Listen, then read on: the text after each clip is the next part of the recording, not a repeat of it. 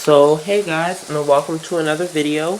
This is an update for December of 2015. Now tons of changes have been made to the layout since the last update, so let's get started. Now as you can clearly see, the old white carpet is gone and has been replaced by these nice hardwood floors. But for these to be installed, I actually had to rip up the whole old layout and store all of my trains in that storage container over there. But I'll get to that in a second. But because the whole layout had to be ripped up, and in fact, I have the old track mat somewhere over here. As you can see, this is all a mess currently, because this weekend all I've been doing is resetting the layout. And actually, here's the old track mat under here. It's all ripped up and torn, but thankfully I had a spare one that came with the Mallard. The Flight of the Mallard train set, so that was okay.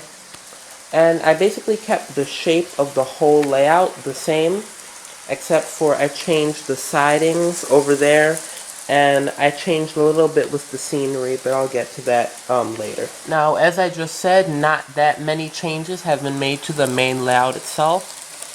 Some changes that have been made are that the signal box has been relocated to here, over to the yards, because I thought that would make it be a little more realistic. I also moved this railroad crossing gate, the custom one that I made, because if you can remember from my previous updates and running videos, there used to be a road branching off of here and a little cottage over there. I got rid of all of that, but actually you can still see some of the black paint from that little scenery area. But what I did was I thought I wasn't really happy with it, and the crossing kept getting caught in the wheels of the trains when they went over it. So what I did was I got rid of the whole thing, and I moved the crossing to over here. And where the little cottage used to be, I replaced it with a little forest area and some signs. So yeah, I think this part looks pretty nice. Also around here, as you can see, the siding is gone that the power car of the Pendolino used to sit in. And that's because while setting up the layout, I had a little mishap with one of the points, which, as you can see right here, is very damaged. I was trying to snap it in, and the bar that's used to flip the points from side to side broke. So now, and then also the sleepers fell off. So this is useless. So I'll have to buy another point for over there to have my siding back. So in the meantime, the Pendolino will have to be, the power car will have to be taken off when not in use, because I don't have an extra siding over there to house it. Now coming over here, back to the station area. Not much has changed. However, I did have a bit of difficulty when setting it back up to have the curves come in at the right angles, because as you can see now, there's like a weird mix of third and second radius curves towards the bottom, and then they had to meet up with the Bachmann Easy Track, which is a completely different system altogether. So as a result of this mixing of tracks and stuff, the rail joiners don't exactly line up perfectly, which leads to a few dead spots when the trains are coming in, which is a bit of an issue. But I'll try to work on that at a later point in time. And also, the platform hasn't really changed, except now I have some more figures. These figures were actually in other places on the old layout, but I had to rip them all up to store it. So now I have some extra figures. And I think I'm going to buy a couple of benches and maybe some lampposts to make the station look really nice, and have these people just waiting on the platform for their train. And also the little extra siding is still here, stuck down by blue tack. And actually this whole layout is stuck down by blue tack, just like Intercity 82's famous conservatory layout. So yeah, just a bit of, it was a good inspiration for me for using this stuff to stick the layout down.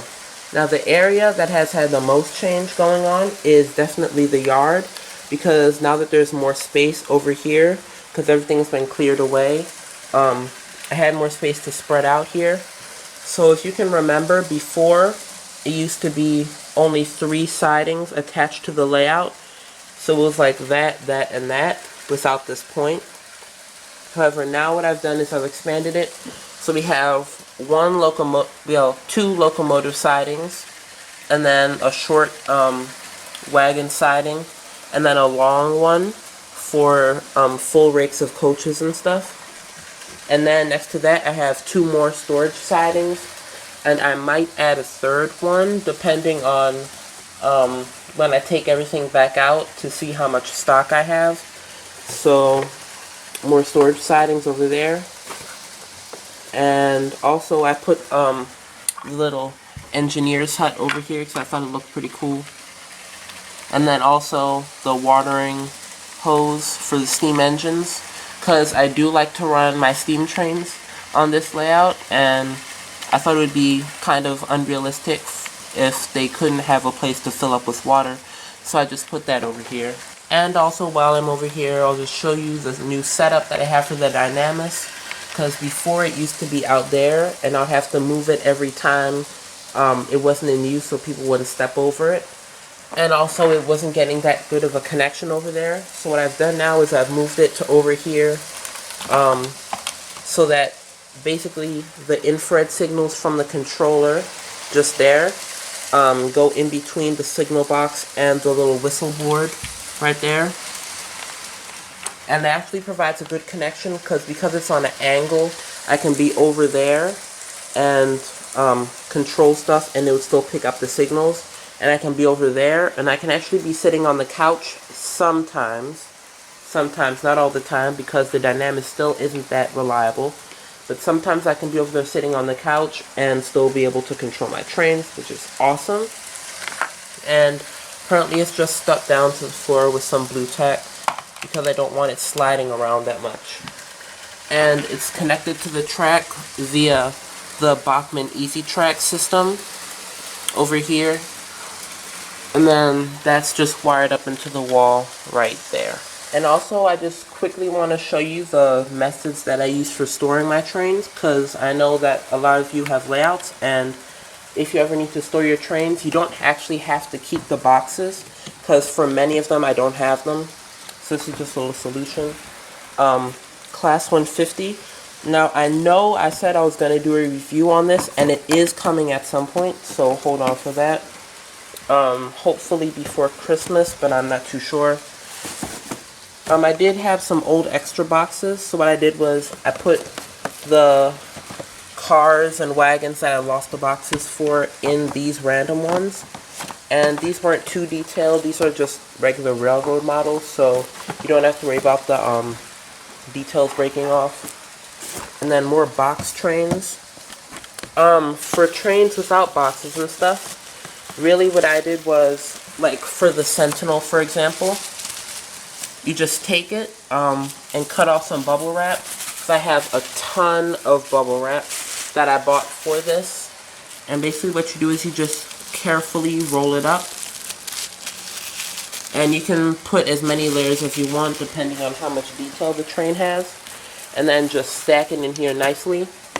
And that's what I did for the J83, the Class 08, and the Class 92, as well as many of my rolling stock, such as the BZA steel wagons, because I had them stacked on top of each other.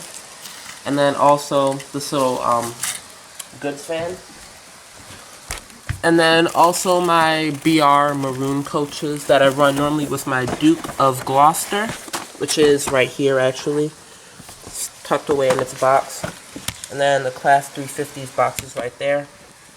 So basically what you do is you take all of the ones that are boxed and stack them up, kind of like a game of Tetris.